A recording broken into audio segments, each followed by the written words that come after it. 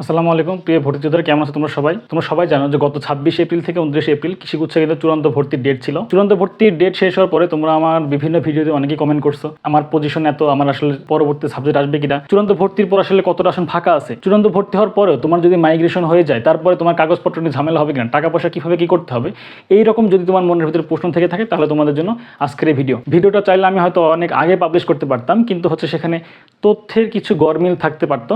এই জন্য আমি এই কয়েকটা দিন দেরি হয়েছে তথ্যগুলো সঠিকভাবে সংগ্রহ করার জন্য, কালেক্ট করার জন্য এবং কিছু অ্যানালাইসিস করার জন্য। তো এই তথ্য সংগ্রহ করতে যে বিভিন্ন অভিজ্ঞতার শিকার হয়েছি, যদি সময় হয় আমি সেগুলো বলার চেষ্টা করবো ইনশাল্লাহ। সর্বোপরি যারা আসলে ওয়েটিং লিস্টে আসো, যাদের এখনো আসলে চান্স হয় নাই, তাদের জন্য এই ভিডিওটা অনেক বেশি কাজের হতে পারে। তোমরা এই ভিডিও দেখে একটা ধারণা পেতে পারো যে তোমার আগামী যে ওয়েটিং লিস্ট বা যে স্ট্যান্ডিং ভর্তি যেটাই হোক না কেন, সেটাতে তোমার আসলে কৃষিগুচ্ছতে সাবজেক্ট আসতে পারে কিনা। তো কথা না বলে চলো তাহলে মূল ভিডিও শুরু করা যাক। গত 26, 27, 28, 29 এই 4 দিনের চূড়ান্ত ভর্তি কার্যক্রম শেষে এবার আসলে দেখবো যে কোন বিশ্ববিদ্যালয়ে কতটা সংখ্যক আসন ফাঁকা আছে। এখানে কিছু বিষয় আমি আগেই বলে দিতে চাই, সেটা হচ্ছে যে গাজীপুর কৃষি বিশ্ববিদ্যালয়, পটুয়াখালী বিজ্ঞান ও প্রযুক্তি বিশ্ববিদ্যালয় আর কুড়িগ্রাম কৃষি বিশ্ববিদ্যালয়, এই তিনটা তথ্য কিন্তু একদম অ্যাকুরেট হবে না। এটাতে আমি একটা ধারণা দিয়ে দেওয়ার চেষ্টা করছি। এটাতে আসলে তারা এক্সাক্ট তথ্য আমাকে দিতে পারেনি, তারা এরকম একটা রেঞ্জ বলছে। তো আমিও চেষ্টা করছি যে আমি যদি এই তিনটার এক্সাক্ট তথ্য বের করতে চাই তাহলে আমার হয়তো এই ভিডিও পাবলিশ করতে হয়তো আরও কয়েকটা দিন দেরি হতে পারে। এই জন্য মনে হয়েছে যে দিনও যেহেতু অনেক বেশি চলে যাচ্ছে, তোমরা যারা আসলে ওয়েটিং লিস্টে আছো তাদের মনের কথা চিন্তা করেই এই তিনটা আমি যেভাবে তথ্য পেয়েছি সেভাবেই তোমাদের সামনে উপস্থাপন করলাম, যেন তোমরা একটু হলে স্বস্তি পেতে পারো। তো প্রথমে দেখি যে বাংলাদেশ কৃষি বিশ্ববিদ্যালয়ে তোমার হচ্ছে টোটাল চূড়ান্ত ভর্তির পর আসন ফাঁকা আছে 391টা, শেরে বাংলা কৃষি বিশ্ববিদ্যালয় আসন ফাঁকা আছে 291টা, সিলেট কৃষি বিশ্ববিদ্যালয় আসন ফাঁকা আছে 156টা, হবিগঞ্জ কৃষি বিশ্ববিদ্যালয় আসন ফাঁকা আছে 50টা, খুলনা কৃষি বিশ্ববিদ্যালয় আসন ফাঁকা আছে 69টা, সিভাসুতে আসন ফাঁকা আছে 84টা। গাজীপুর কৃষি বিশ্ববিদ্যালয়ের সাথে যখন আমি কথা বলছি তারা আমাকে এক্সাক্ট তথ্য দিতে পারে, তবে বলছে যে আমাদের এখানে 100+ আসন ফাঁকা আছে। তো আমি সেই 100+টাই এখানে ধরছি। তারপর হচ্ছে যে পটুয়াখালী বিজ্ঞান ও প্রযুক্তি বিশ্ববিদ্যালয় যখন আমি কথাবার্তা বলছি তখন আসলে আমি বেশ কিছু বিষয়ের অভিজ্ঞতা হয়েছি। এই যেখান থেকে যে 40% তথ্যটা যে বের করছি, এটা বের করতে আসলে আমার অনেক প্রেশানের ভিতর পড়তে হয়েছে। সেখানকার মেইনলি ভর্তি কার্যক্রম সামলায় একাডেমিক সেকশন এবং যে টেকনিক্যাল উপকমিটি আছে তারা। একাডেমিক সেকশনে একজন ডেপুটি রেজিস্ট্রারকে আমি ফোন দিয়েছি, তা সে আমার কথা শুনেই সে ফোন কেটে দিয়েছে, বলছে আমি ব্যস্ত হয়েছি, আমি এখন কথা বলতে পারবো না পরে। তারপর টেকনিক্যাল টিমকে যখন আমি ফোন দিছি তখন তার ফার্স্ট কোশ্চেন যে তুমি এটা নিয়ে কি করবা, আমরা তো কয়েকদিন পর এমনি ওয়েবসাইটে প্রকাশ করবো। এভাবে তো বলার আমাদের কোনো এখতিয়ার নাই, এগুলো তো বিশ্ববিদ্যালয়ের গোপনীয় বিষয়। সর্বশেষ আমি কোনো উপায় না পেয়ে পটুয়াখালী বিজ্ঞান ও প্রযুক্তি বিশ্ববিদ্যালয়ের বর্তমান যে রেজিস্ট্রার, উনি একজন প্রফেসর মানুষ, ওনাকে আমি ফোন দিয়েছি। ওনার আচরণটা আমাকে বেশ মুগ্ধ করছে এই কারণ যে এত জায়গা থেকে রিজেকশন খাওয়ার পরে উনি একমাত্র ভালোভাবে কথা বলছে। উনি আসলে ফার্স্ট টাইম আমার কাছ থেকে শুনছে আমি আসলে কে। তো স্যার আমাকে খুব সুন্দর করে বললো যে আসলে এটা তো মেইনলি আমি কাজ করি না, এটা কাজ করে শিক্ষা শাখা, তারপর যে টেকনিক্যাল উপকমিটি আছে তারা। তখন স্যারকে আমি আমার তিক্ত অভিজ্ঞতার কথা জানালাম। স্যার তাদের কাছে আমি কথা বলে এই অভিজ্ঞতাটা স্বীকার হয়েছি। তখন যে উনি বললো যে তবে আমি তোমাকে এক্সাক্টলি তথ্য যেতে এখন দিতে পারতেছি না, আর আমাদের বিশ্ববিদ্যালয়ে 40%-এর মতো সিট ফাঁকা আছে। তো তখন আমি স্যারকে ধন্যবাদ দিলাম, কারণ আমার জন্য এইটুকুই যথেষ্ট। এই যে একটা আনুমানিক রেঞ্জ যে বলছে, এইটুকু হলেই আমি শিক্ষার্থীদের একটা ধারণা দিয়ে দিতে পারবো যে কতটা আসন ফাঁকা আছে। পটুয়াখালী বিজ্ঞান ও প্রযুক্তি বিশ্ববিদ্যালয়ে কৃষিগুচ্ছতে টোটাল সিট ছিল 452টি,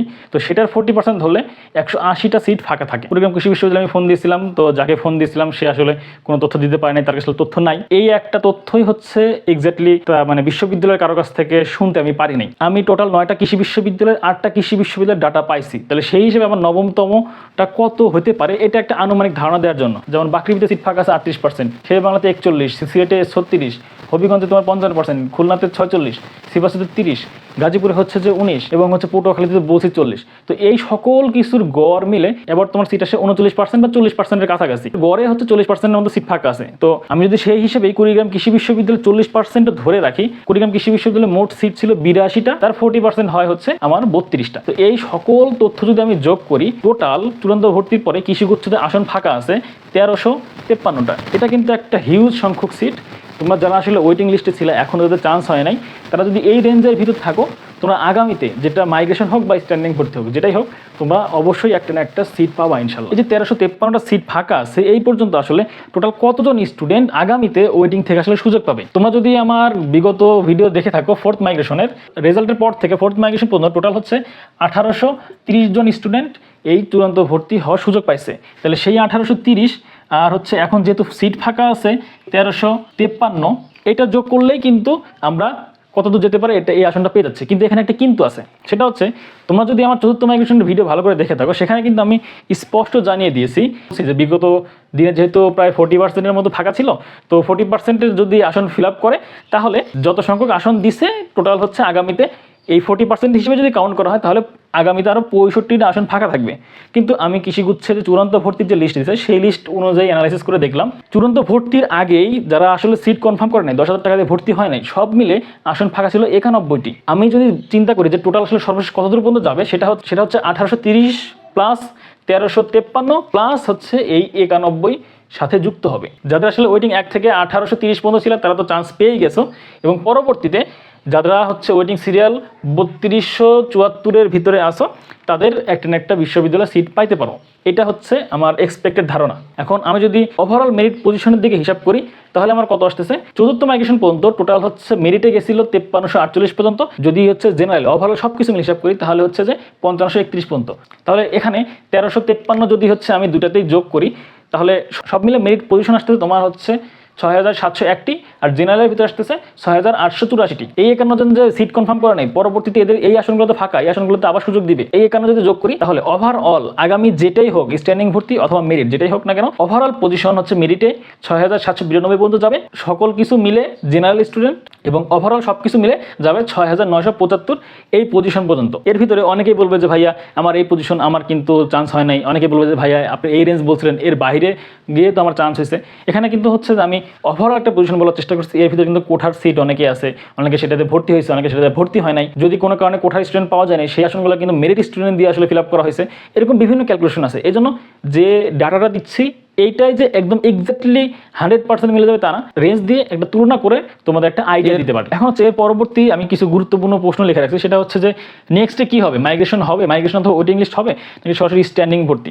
সেটা হচ্ছে যে কৃষিগুচ্ছের সংশোধনী সময় বিজ্ঞপ্তিতে যেটা বলছিল সেটা হচ্ছে চতুর্থ মাইগ্রেশনের পরে চূড়ান্ত ভর্তি হবে। চূড়ান্ত ভর্তির পর আরও যদি আসন সংখ্যা ফাঁকা থাকে সেই সংখ্যক আসনে তারা হচ্ছে এক মাইগ্রেশন হবে, তারপরে তারা হচ্ছে নতুন করে ওয়েটিং লিস্ট থেকে টানার পরে সেদিন যারা যারা আসলে চান্স পাবে তাদেরকে গাজীপুর কৃষি বিশ্ববিদ্যালয়ে উপস্থিত হয়ে সরাসরি ভর্তি হতে হবে, এরকম হচ্ছে তাদের কথা ছিল। এখন আমি গাজীপুরের সাথে কথা বলে যেটা জানতে পারছি সেটা হচ্ছে যে এই যে প্রায় 1353 সাথে হচ্ছে আরো 91 এত সংখ্যক আসন যে ফাঁকা, এতজন স্টুডেন্টকে তারা আসলে গাজীপুর নিয়ে যে সরাসরি ভর্তি করাবে কিনা, বা হচ্ছে যে নতুন আরেকটা এরকম মাইগ্রেশন চলতে থাকবে কিনা, আবার মাইগ্রেশন দিবে, আবার ভর্তি কনফার্ম করতে হবে, এটা আবার 1-2বার রিপিট হবে কিনা, এই সকল বিষয় জানার পরে বলছে যে আমাদের আসলে এখন এই বিষয়ে চূড়ান্ত সিদ্ধান্ত হয় নাই। সকল বিশ্ববিদ্যালয়ের ভাইস চ্যান্সেলরদের নিয়ে আমরা একবার বসবো, তারপর একটা সিদ্ধান্ত হবে যে আসলে আমরা স্ট্যান্ডিং ভর্তি সরাসরি নিব নাকি হচ্ছে যে আরো 2-3টা মাইগ্রেশন অ্যান্ড ওয়েটিং লিস্ট দিব কিনা। তো এখান থেকে তোমার হচ্ছে এটার অ্যান্সার পেয়ে গেল যে আগামীতে আসলে স্ট্যান্ডিং ভর্তি হবে নাকি ওয়েটিং লিস্টে ভর্তি হবে। এখন হচ্ছে যারা আসলে চূড়ান্ত ভর্তি হয়েছো এদের মনে একটাই প্রশ্ন যে যেহেতু হিউজ সংখ্যক সিট ফাঁকা, এই এত সংখ্যক ফাঁকা আসনে দেখা যাচ্ছে যে আমি খুলনা কৃষি বিশ্ববিদ্যালয়ে ভর্তি হয়েছি, আমার আরেকটা মাইগ্রেশন হওয়ার পরে সিলেটে চলে আসছে বা আমার গাজীপুর চলে আসছে, এরকম পজিশনে তোমাদের যে বিষয় যেটা প্রশ্ন থাকে সেটা হচ্ছে ভাই আমি ভর্তি হয়েছি এক জায়গায়, আমার কি গাজীপুর যে আবার ভর্তি হতে হবে, আমার কি কাগজপত্র আবার জমা দিতে হবে, বা ভর্তিটা হবো কীভাবে, সমন্বয় করবো কীভাবে, এই বিষয়টি বিস্তারিত বলে দেন। এক্ষেত্রে আমি বলি তুমি যদি চূড়ান্ত ভর্তি হও, কাগজপত্র জমা দিয়ে তোমার ভর্তি ক্লিয়ারেন্স করে ফেলো, তাহলে তোমার এই কাগজপত্র নিয়ে আর কোনো টেনশন নাই। পরবর্তী মাইগ্রেশনে তোমার যে বিশ্ববিদ্যালয়ে আসুক না কেন তোমার কাগজপত্র অটোমেটিক সেখানে ট্রান্সফার হয়ে যাবে। এখানে একটা চিন্তার বিষয় আছে, সেটা হচ্ছে টাকা অ্যাডজাস্টমেন্ট। তুমি খুলনা কৃষি বিশ্ববিদ্যালয়ে ভর্তি হচ্ছে 20,550 টাকা দিয়ে, এরপরে তোমার হচ্ছে সিলেট কৃষি বিশ্ববিদ্যালয়ে আসছে, সেখানে তোমার ভর্তি ফি হচ্ছে আনুমানিক 17,000 টাকা। এখানে তুমি অতিরিক্ত 3,500 টাকা পেমেন্ট করছো। তুমি যখন সিলেট কৃষি বিশ্ববিদ্যালয়ের ক্লাস শুরুর সময় যাবা সেখানে গিয়ে এই টাকাটা সমন্বয় করে নিবা। যেহেতু তুমি সিলেট কৃষি বিশ্ববিদ্যালয়ের যে ভর্তি ফি এর চেয়ে বেশি ভর্তি ফি তুমি খুলনা কৃষি বিশ্ববিদ্যালয়ে দিয়ে আসছো, এই জন্য তোমাকে অতিরিক্ত আরো 3,500 টাকা ব্যাক দিবে। যদি এরকম হয় তুমি খুলনা কৃষি বিশ্ববিদ্যালয়ে 20,550 টাকা দিয়ে ভর্তি হয়েছো, কিন্তু তুমি আবার সেই সিলেটেই ডিভিএমে ভর্তি হয়েছো, সেখানে তোমার টোটাল ফি হচ্ছে 25,000 টাকা। তাহলে এই যে অতিরিক্ত যে আরো 4,500 টাকা আছে যেটা তোমার কাছ থেকে কর্তৃপক্ষ, সেটা কিন্তু তোমাকে ওই বিশ্ববিদ্যালয়ে গিয়ে প্রদান করে আসতে হবে। মেন কথা টাকা অ্যাডজাস্টমেন্ট করতে হবে। সর্বশেষ তোমার যে বিশ্ববিদ্যালয়ে আসছে সেই বিশ্ববিদ্যালয়ে ভর্তির যে ফি, তুমি যদি তার বেশি টাকা দিয়ে থাকো তুমি উল্টো টাকা পাবা।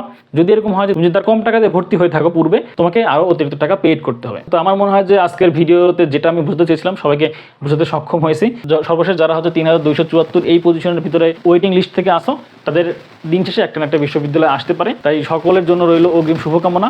আমার জন্য দোয়া করবে আমি যেন সর্বদা সঠিক সময়ে সঠিক রাস্তায় থেকে তোমাদের একটু সহযোগিতার হাত বাইরে দিতে পারি। সবাই ভালো থেকে সুস্থ থেকে, আল্লাহ হাফেজ, আসসালামু আলাইকুম।